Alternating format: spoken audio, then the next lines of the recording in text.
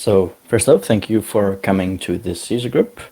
I'm Emil. I have been working on Yosys since April last year, and it's been focused on the ASIC side, but also very much focused on sort of memory efficiency and that kind of thing, which is a little bit eclipsed that. But I'm back to working on some features for that, and I'll be presenting to you sort of a general idea of how things work when you synthesize for ASICs, because I believe that it's probably more of a FPGA-based audience that I'm talking to. So yeah, we'll be talking about the digital synthesis for ASIC with Yosys in general. I'll be showing off an example Yosys script, which is simplified, and also ABC script, because ultimately that matters a lot for the results you get as well. And I'll be presenting some new Yosys features for the ASIC synthesis use case. To start with, I am not an ASIC engineer. I'm not a designer. I'm a lot of things, embedded software person who got into compilers and ended up working on Yosys. And the explanations are deliberately incomplete. Mine is not the final word, but I can point you to the people who would give you more information or point you towards the information itself, if it exists. So please keep your questions maybe for the end. I'll be happy to attempt to answer them. And of course, if anything is wrong, just let me know as well. So in the FPGA ICE40 presentation, there was sort of what is synthesis. This is I want to show sort of the very formal-minded vision of what digital synthesis for ASIC is. So we just say ASIC as a sort of as a simplification, but what really we're targeting here is standard cells. You may also see the term random logic used in the context of integrated circuits, where you end up with irregular logic patterns that come from this user design. So we start off with a user-specified, manually written or somehow automatically generated design in an HDL. And at the other end, we want to turn this into a netlist of ASIC manufacturable elements. So given some kind of technology node, we have some constraints of what is manufacturable, but on the synthesis side, we abstract that away. We simply are targeting the standard cell. So we get in the PDK, which means the process design kit, such as the 130 nanometer high density Skywater process, which is an open PDK. You have a set of pre-made, pre-designed standard cells, which implement functions. Like on the right of the slide, you have, as an example, that's an AOI, so AND or inverter cell, which is a very compact cell.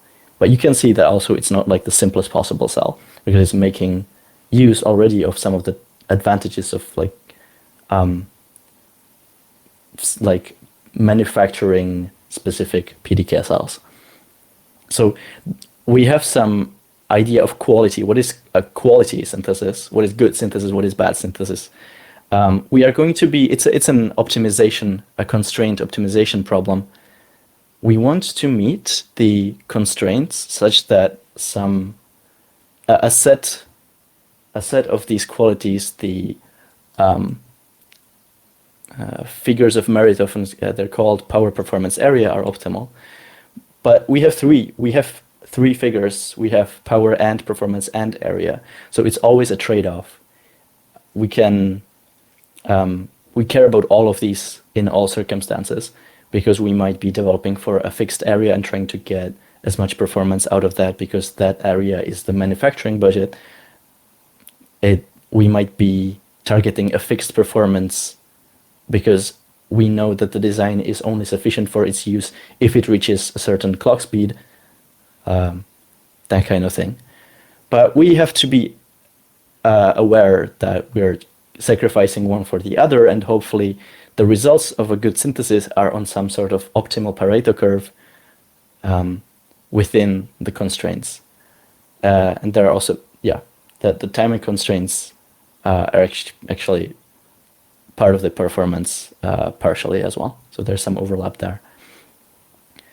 The manufactural elements that we have available in the PDK come described for us as into the synthesis in Liberty file formats. I think there has been some competition, but this is really the standard and the one that you will see in the open tools. This is a link to the I hopefully will be sharing this presentation, I assume we will, afterwards, so that you can click these links.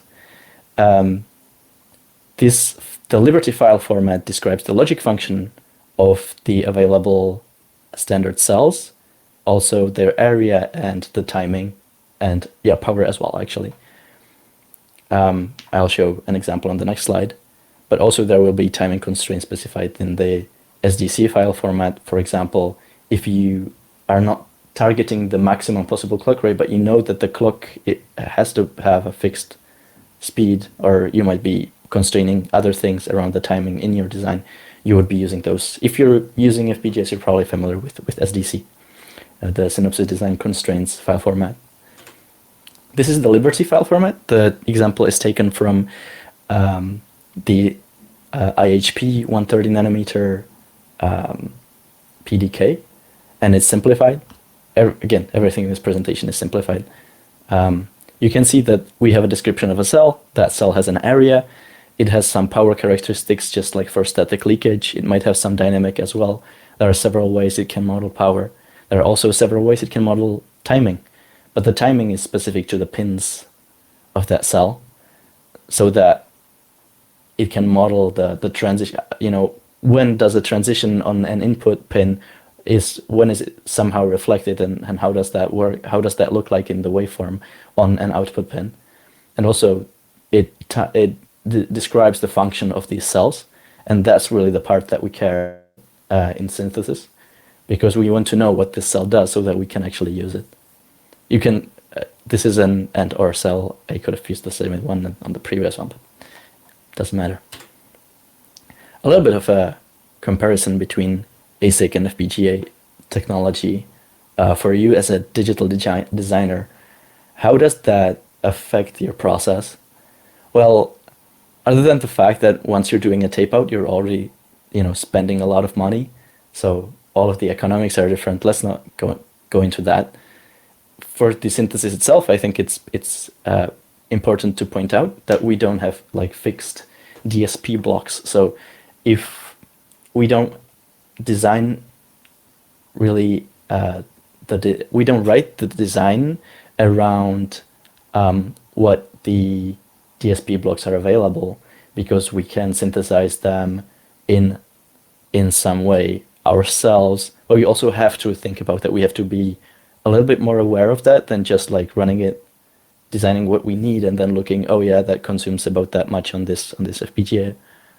But on an FPGA, those resources are fixed. You also get fixed memory blocks, the BRAM on FPGAs. On ASICs, you if you use a memory, there is, with Yosys, for example, you're not going to get any inference of something optimized for that. You're just going to get a whole bunch of flip-flops. But there's some good news. These are also opportunities. So because we are in control of how we implement an adder, we can have that adder be optimized in a way that matches our power performance area trade-off. And different adders can look much differently. This is actually really cool. And it's not, of course, it's just not just adders, but that's something we've been playing around with, and I will show you at the end. And for the memories, if you need RAM, you might also get access to some SRAM macros. So for example, like a 4K bit block or something, I don't know. But usually, for example, in the 3D PDKs, like in the Sky 130, you only get individual SRAM cells, like bit cells, and then you need some tooling, some external thing to create the whole memory block. So you have a block that has, the address goes in. If you have a read port, then the data goes out. You have to create those decoders around those SRAM bit cells. So as an example, there is the OpenRAM project, which has been done successfully, I think, for some typos on for example, Sky 130. And that allows you to generate this and even maybe tune that again to your needs. Also, you get to use tri-state buffers, so you can have two drivers for a single wire, and as long as only one of them is active at a time. Personally, I don't have any experience with them. They're a huge pain to model and so on, but ASIC designers love them, and I would be remiss if I didn't mention them.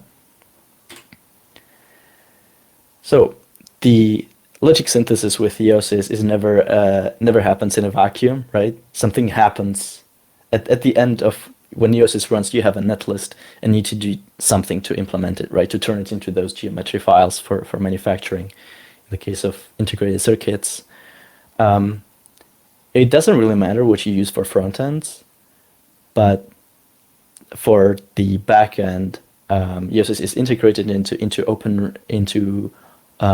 OpenRoad, which is an open source physical design automation system, but you could also use proprietary tools to do physical design. So that means the layout and the routing and ensuring that the timing is met at all points of that, and that you don't lose, you don't break anything, you don't violate any of the complex and increasingly complex with time constraints of the manufacturer. It's also important to say that like Yosys is not really a nice to sort of like a push button solution, at least not for ASIC synthesis. For FPGAs it's decent, but it is very beneficial to have an pre-existing workflow which already has scripts for the sort of designs that you might be running, but definitely for the platforms that you're using. So I mean the target technologies. So for example, there's OpenRoad flow scripts, which is automation on top of OpenRoad. Then there's OpenLane, which is a OpenLane 2, like a newer version. And that one actually integrates, I think, like more external tools. I don't have too much experience with that one, but it seems to be the one to go for if you're doing something, for example, with Sky 130. So there's no synth liberty command currently. We are sort of trending towards this, where we might build something like that, where you would get this push button solution from Yosys, but there's no timeline and no promises at all. And if you just run synth without anything, what you're going to get is Yosys is going to do something like if it was synthesizing for a very maximalist, very complete but simple, all single bit cells, like a fictitious technology node. So this slide is actually a simplified script that this is based on the OpenRoad flow scripts scripting. So let's go through that. First, you get your design in with read Verilog, which is fine. That's, as always, comes with the new procs, so you don't have Verilog processes, but it's all just logic cells hierarchy, so that the modules are all wired together, and some basic optimization. So far, so good. In the case of ORFS, then what you do is actually just run synth, which turns all of the Yosys multi-bit cells into single-bit cells and actually tries to optimize that in some limited ways. And it actually invokes ABC. I'll be talking about ABC later. Then the next step is extracting full adders out of this logic, because you might have a lot of things, a lot of logic that functionally implements full adders and would be beneficially detected as, oh, this is an opportunity to use a full adder. So there's this specific path for that.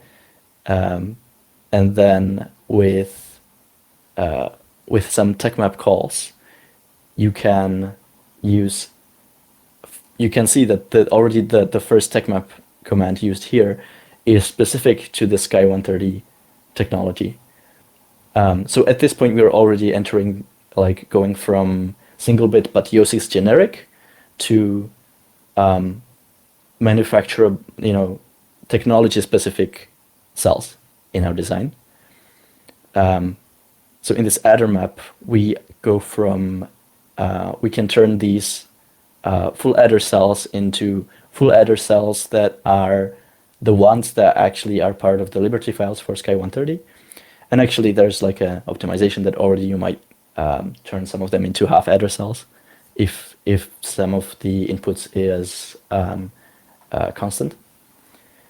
Then the latches get mapped with the latch map file in a very similar way. Though I should point out that for latches, first off, they're sketchy. So if you're new to digital design, you might want to avoid them. And generally, this is unlikely to be doing much for you, hopefully. And the same thing then happens for flip-flops. But for flip-flops, there is a special command called dff-libmap, which uses a Liberty file to look for all of the possible flip-flop types. So that means, does it have, there are many possible flip-flop types. We have this documented in the Yosys documentation, where they might have different polarities on their ports. On the reset, is the reset synchronous, asynchronous? So there's like a good number of these combinations of possible flip-flops. And until dff-libmap, you might get any of these in the Yosys design, because it is possible to express them in RTL-IL. It is possible to get them through optimizations, but only some of those are going to have implemented versions in the PDK that you're using. So what dff-libmap does is it goes through this Liberty file. It finds all of the flip-flops, builds this mapping from, for example, dff_p into this one specific Sky 130 flop. But all of the ones, like if it didn't have an implementation for dff_n, then it would have to do some kind of conversion into a supported flop. And if it cannot do that, then that would be an error. So this simplifies, well, I guess it makes it a bit more complex by converting these flip-flops. dff-libmap uses the dff legalize pass to turn all of the Yosys generic flops into Yosys generic flops that are going to be legal in the technology that you have the PDK for. Then there's a basic optimization step, and then I would say most important step is an ABC invocation. And you can see that it has a good couple of arguments. The first one, -D, is the delay goal. So that actually is sort of the clock frequency that you're going to be trying to get to. You specify a script. So just like Yosys, ABC itself is scriptable and scripted. If you don't specify a script, there is a default script. We'll be taking a look at that on the next slide. You specify the Liberty file, because the combinational cells up to this point, they have not been mapped. We have only mapped like adders, latches, and flip-flops, but we are going to be using ABC to do the combinational technology mapping in a very optimized way. And there's also additional constraints you can use for ABC. That's not that important. So ABC is going to do synthesis in a way where it's going to decide which possible. There's a lot of possible mappings for your design. It's going to try to pick the optimal ones. If you have a delay target, it will try to optimize given that delay target. And for example, if you have an AND cell, so these underscores and capitals in the Yosys world, they mean what single bit. it might get turned into this AND2 cell, or it might become a part of an AND or invert cell. And by the time ABC finishes, we're almost done. There's just a little bit cleanup left to do. For example, there's high-low map, where if you use a constant like 1 or 0, just like a single bit constant in your design, how do you implement that physically? Well, you have to physically create a cell that connects the VCC or the ground wire in the integrated circuit and make it available to the routing. So you even have to synthesize these connections to these power bars, actually. I find that kind of fun. ABC is a versatile synthesis and verification engine. It's been an academic project evolving. The main author is Alan Mishchenko, and he has published a lot of papers that you can find on the website. I recommend them; they're quite good. I would say that it is best to read the papers than read the code, and maybe then the code is a bit complex, and it's very highly optimized C code, so that's very valuable, but a little bit hard to, for example, extend. By default, or like by original construction, it is supposed to be a combinational logic synthesizer, but you can actually you can actually instruct ABC to deal with flip-flops and sequential elements like that. It's important to note that ABC loses source attributes because there's no real way for those to be conveyed and then retained when you take this bunch of generic cells and then you pack them into these shared bigger cells and so on. So unfortunately, you're going to, if in the final synthesized result, you don't know like which line of your code, of your HCL design has created that. And there's 3 different Yosys passes to invoke ABC. The original one is ABC, and that's the one that's used in the OpenWorld flow scripts, for example. ABC new is a new experimental one, only for ASICs with superior performance, I believe is the idea. But it doesn't have any default scripts. So with ABC, you actually get a default ABC script. You don't really have to worry about it. It's actually just, if you give it a Liberty file, it's going to map your design to the cells in that Liberty file. Quite good. And ABC9 is one that's by default turned on now for lots of FPGA flows. I don't know if all of them, but it's FPGA only. It really is intended to map into the LUTs, the lookup tables in the FPGAs. I'm going to actually go into ABC a little bit. The main internal representation of logic, of combinational logic in ABC, is the AND inverter graph. So here we have the logical function x1 and x2, or x2 and x3, represented with 2 different AND inverter graphs. So at the bottom you have the terminals, those are the variables, and at the top that's just, you can see that the arrow goes into some node. So that's the actual representation of that function is kind of built up, and each of the nodes is an AND gate, and each of those lines are just like connections, and they are inverted if there's a ball on them or like a dot, right? So you can see that within this sort of representation, you can represent this one function in 2 different ways. They're equivalent, but which one's better, right? Hard to say. If we then do some extra processing, some tech mapping later down the line, we don't know which one's better yet. One of them might turn out better. So what actually ABC does is that it tracks the equivalences between these nodes and just keeps both of them. And this is called lossless synthesis. There's a cool paper on that.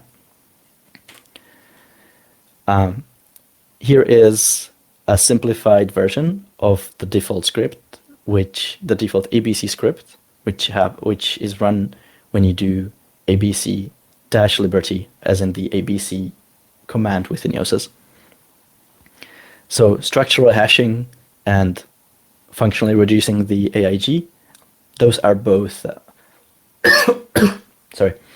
very generic passes. So is signal correspondence. It's just simplifying, trying to find equivalences and patterns to simplify within the AIG representation, or GIA, which is just a better AIG representation, I believe. So is the compress too. What's interesting is actually part of the ABC Liberty default script, we have d-retime, so this actually is useless if you use dff-libmap, because it needs ABC to understand what your flops are, but it doesn't really do that if you already have technology mapped flip-flops. You can see that it only enters the choice node, so tracking these equivalences in the almost last step, which is the DCH step. And then it actually does the interesting thing. That's the one. It's the NF command is the actual technology mapping one. And the D is the delay goal, I believe. I'm not currently sure.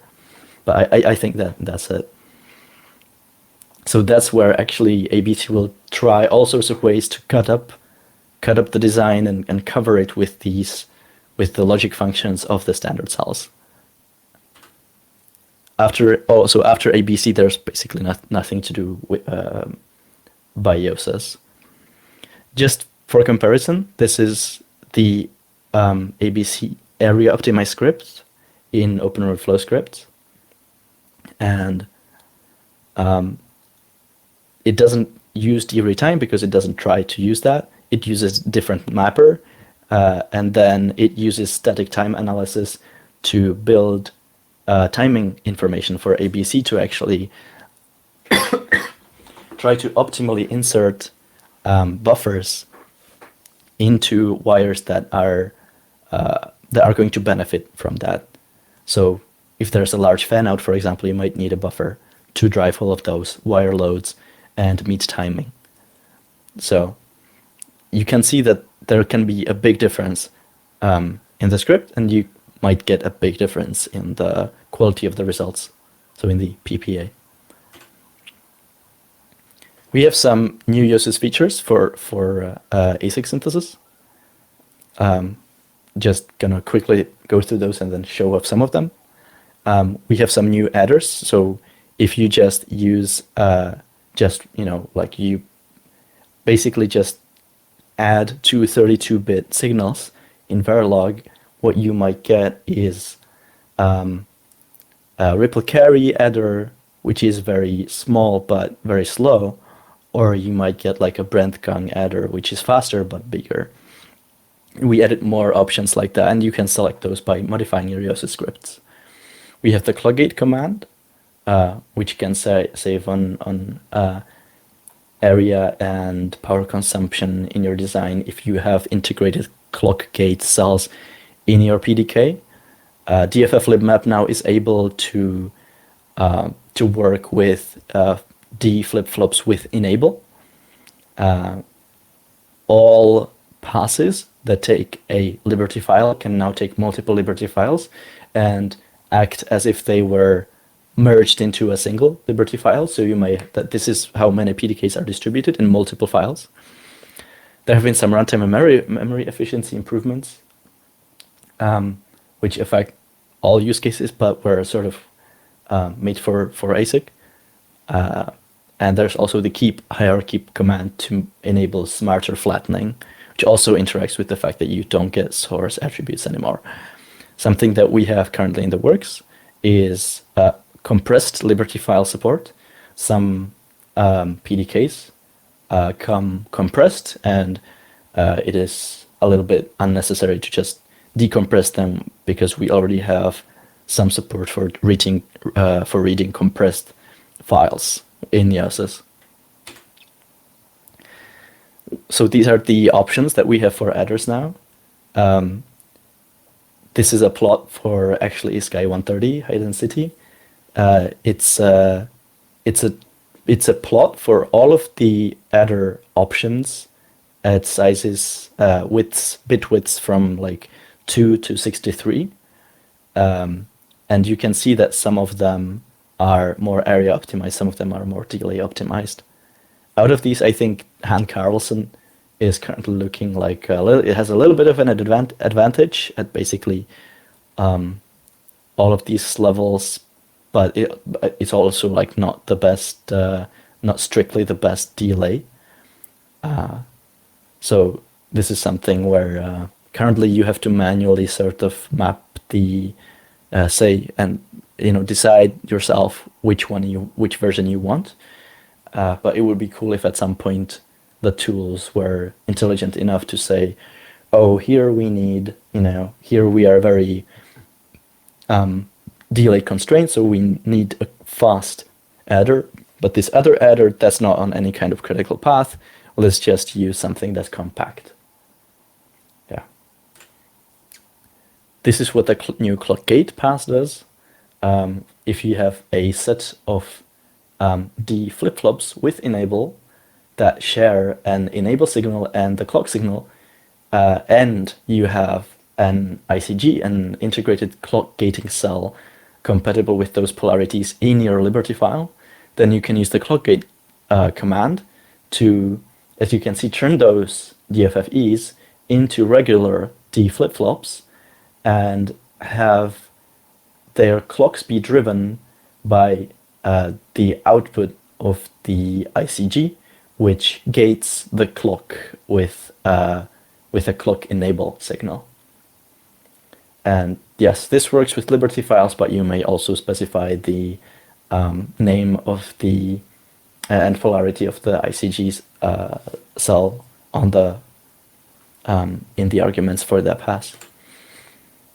And the keep hierarchy command is just documented as what it does, which is it does add the keep hierarchy attribute, but specifically this pass has a minimum cost argument, which makes it so that you can it only adds the attribute to modules which are above a certain size.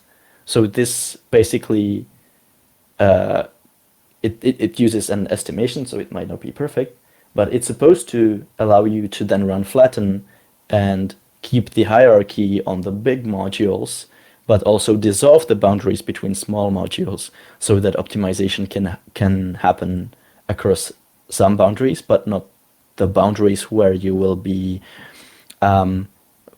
increasing the size of the modules too much, which might ruin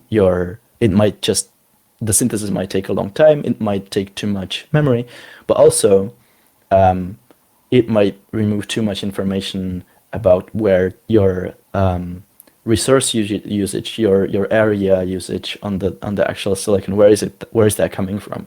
Because again, you're synthesizing with ABC, you're losing those source attributes. So the hierarchical synthesis is currently the only way that you know where those cells are coming from, which line to blame for that. I also forgot to point out in here on ClockGate that this optimization might not be beneficial if there's only a couple of these enabled D flip-flops. So there's a command line option for only doing this transformation if you have a certain number, like a minimum number of DFFEs which share that clock and enable signal and polarity. So that's it. Here are some resources that might come in handy if you want to look into this a little bit more. Get in touch with the Slack. And thank you for your attention. Go build some chips now. Thanks very much, Emil. So let's give a little round of applause with a little icon there. So we'll go for some Q&As. We have some time left over.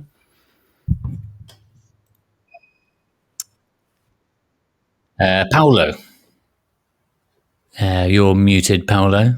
Sorry, I only wanted to applaud. Okay. I'm Now's new your here. chance to ask a question. Not only Emil, but all the work at Yosys. Sorry, my apologies. Thank you.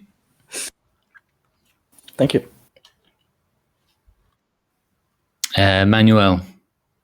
Okay, so first of all, thank you for the talk. It was really interesting. I have just very basic questions due to the fact that I'm used to commercial tools. But I'm learning with Yosys. I'm start using Yosys very recently, so I'm still quite new to the tool. So if I understand correctly, Yosys itself does not handle timing, basically, so does not use this timing constraint or timing information. Where this information get used are only inside ABC. So it's just ABC that uses timing to, for example, to decide whether to downsize or upsize cells or to drive logic optimization. Is this correct? Did I understand correctly? That's correct. That's correct. Though Yosys is actually area, like in the Liberty file, it will try to pick the small cells if it can.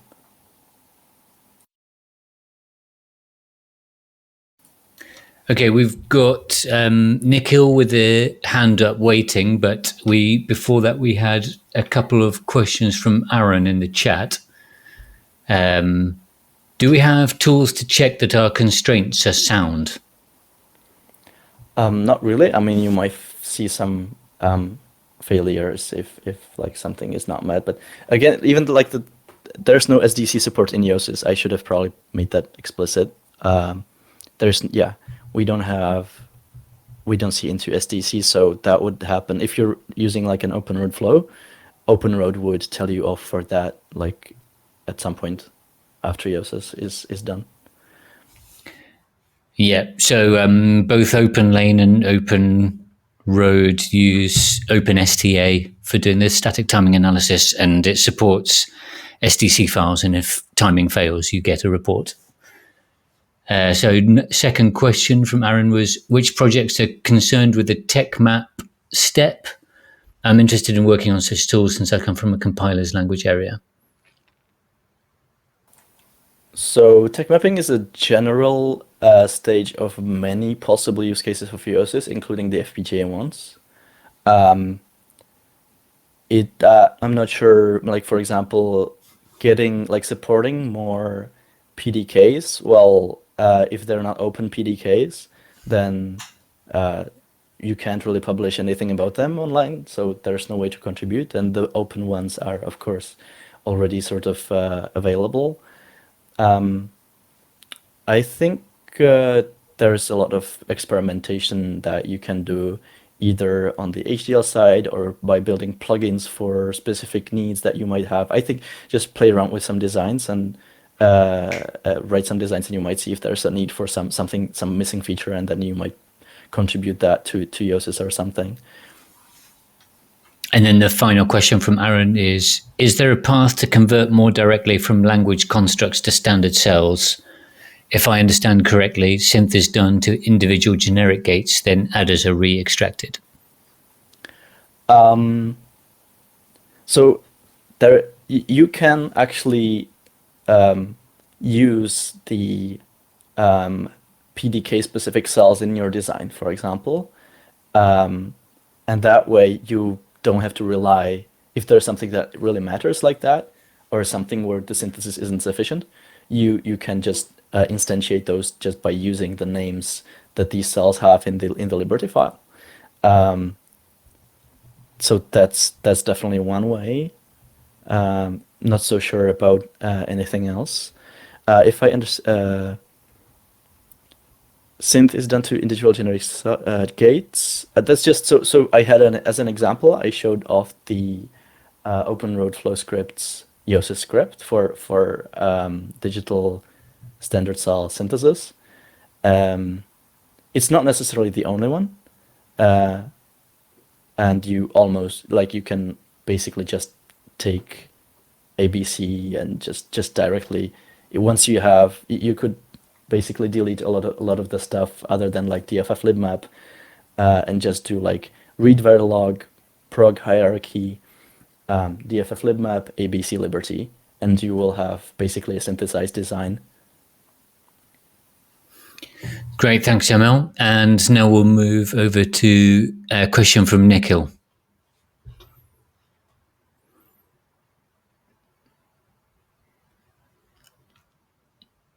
I can see Nikhil's mic is unmuted, but we're not hearing you yet, if you're talking.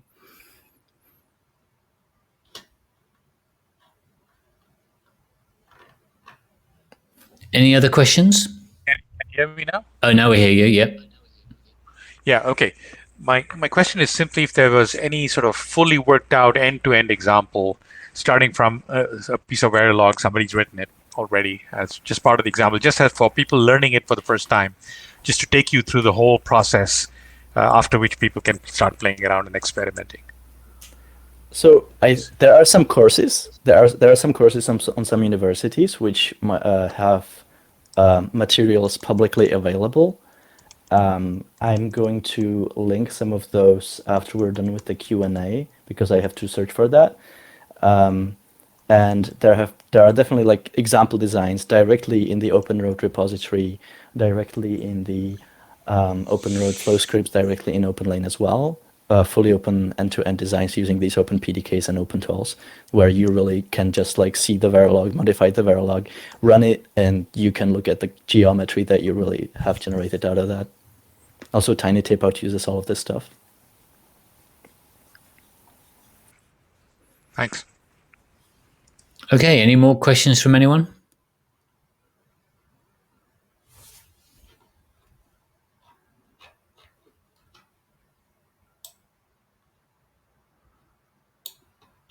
And Aaron is also replying, saying that the OpenRoad tutorial worked well for him and he recommends it.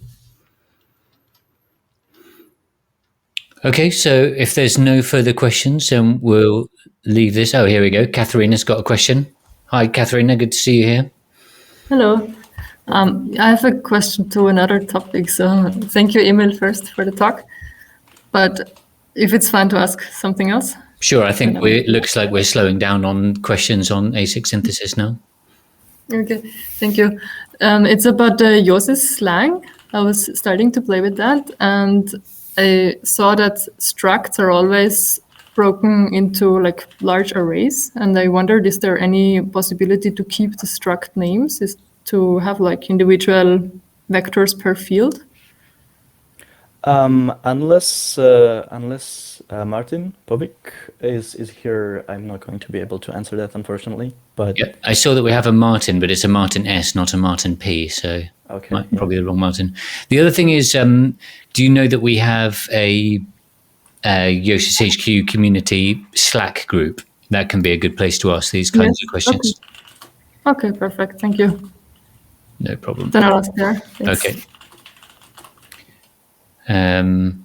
Okay, and Emil's posting some links in the chat, and I will also add them into the minutes.